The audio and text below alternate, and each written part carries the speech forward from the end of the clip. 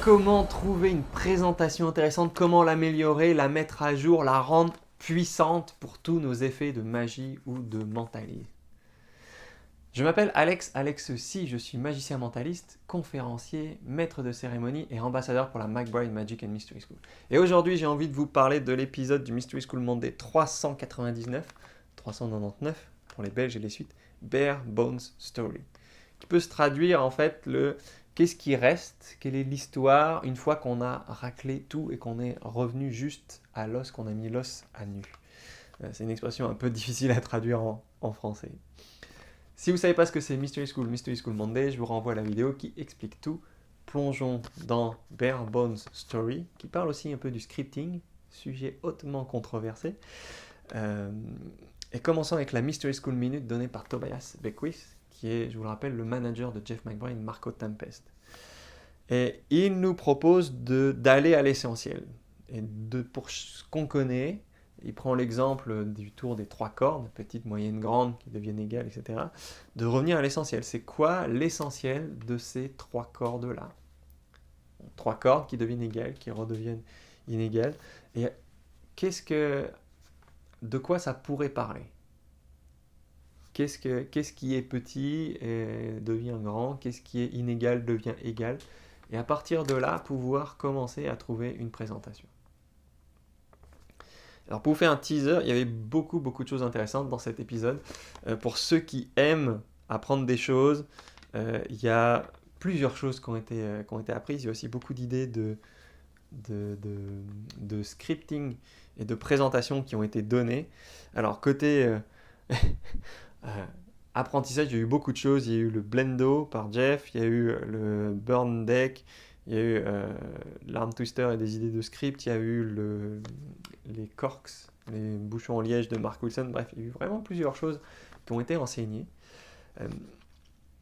Les points les plus importants que j'ai envie de vous partager là, mais il y en a vraiment beaucoup dans cet épisode et je vous invite comme d'habitude à le regarder, c'est déjà l'ouverture en disant Eugene Burger disait la magie c'est une métaphore visuelle.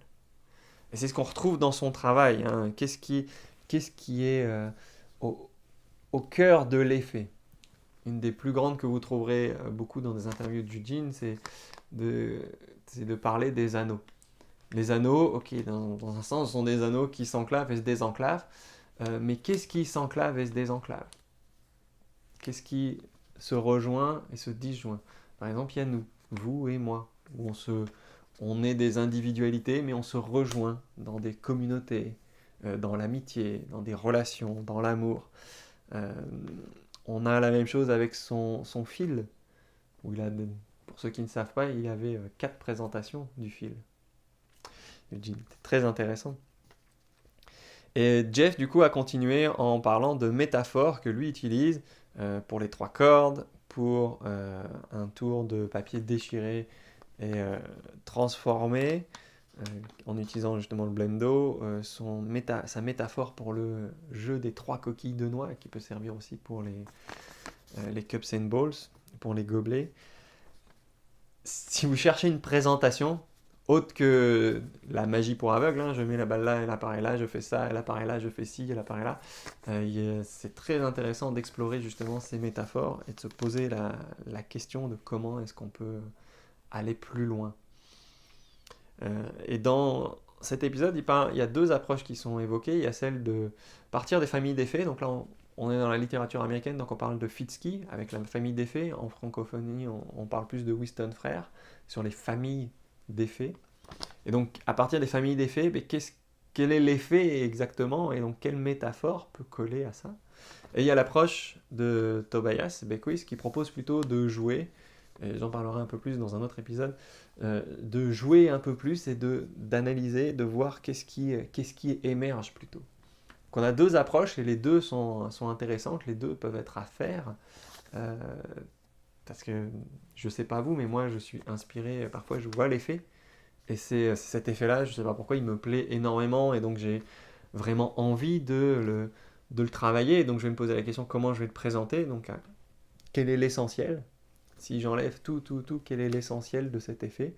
Okay, à quoi je peux raccrocher ça? Et des fois c'est une idée, Comment est-ce que j'ai une idée de présentation, j'aimerais bien mettre ça en magie, quel est l'effet qui pourrait aller avec. Eugene, si vous connaissez son tour de l'Inquisition, son numéro de l'Inquisition, il dit: j'ai eu la phrase pendant des années dans ma tête. L'histoire de la religion faite avec des cartes, un jeu de cartes. Et c'est à force de tourner quelque part cette phrase qu'à un moment il a trouvé l'effet qui allait et qui a donné ce numéro magnifique qui est l'Inquisition de Eugene. Quelque chose qui est très intéressant aussi, il y a aussi beaucoup de l'inspiration de Greg Gleason dans l'épisode. Greg Gleason, c'est un magicien illusionniste extrêmement connu qui parcourt le monde, qui fait tant des grandes illusions que du close-up. C'est très intéressant d'avoir ces idées sur comment est-ce qu'il scripte et comment est-ce qu'il trouve de l'inspiration aussi. C'est très intéressant. Si vous voulez aussi de l'inspiration, il y a dans cet épisode-là la phrase d'ouverture de Eugene quand il travaillait en restaurant.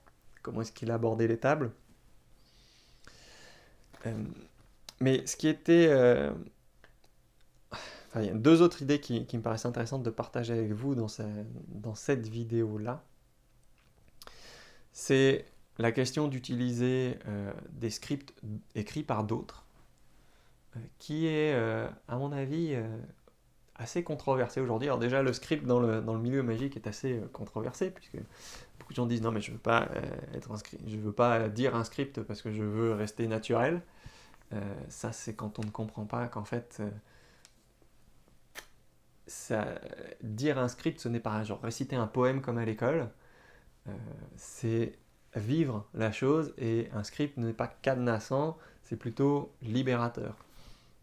C'est parce qu'on a un script, parce qu'on sait où on va, parce qu'on sait où on peut mettre des pauses et des temps morts, qu'on sait où on peut dévier du script si on a une meilleure idée sur le moment, et peut-être continuer à partir de là, ou dévier et voir que c'était pas terrible, et puis revenir sur quelque chose qu'on sait de qualité. Puis les jours où on n'a pas d'inspiration, on a quelque chose de qualité.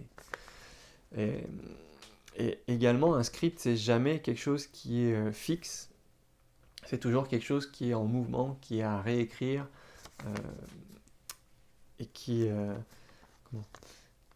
ne peut pas se permettre en fait d'être fixe. On a toujours des références à mettre à jour, des choses comme ça. Il y a des blagues qui passaient très bien il y a 20 ans, 15 ans, 10 ans, 5 ans, et qui aujourd'hui ne passent plus du tout. Donc, par exemple, ça, c'est une chose à réécrire. Mais sa sensibilité propre par rapport au script et à ce qu'on veut faire passer a aussi évolué. Donc, on peut le changer de la manière dont on donne ce script-là. Bref, pour revenir à la question d'utiliser le script d'autres, Jeff dit: pourquoi est-ce que vous ne le faites pas? Et il nous invite à essayer d'apprendre le script au moins juste un script d'une autre personne, et voir ce que ça donne. Et je pense que dans le monde de la magie, on a aussi trop tendance à se dire: le magicien, ou magicienne, c'est la personne qui fait tout et qui doit tout faire. C'est celui qui va faire les scripts, les costumes, les effets, qui connaît les secrets, qui va faire les lumières, qui va faire la mise en scène, qui va faire la sono. Là où dans les autres arts, ce sont des rôles bien distincts et séparés.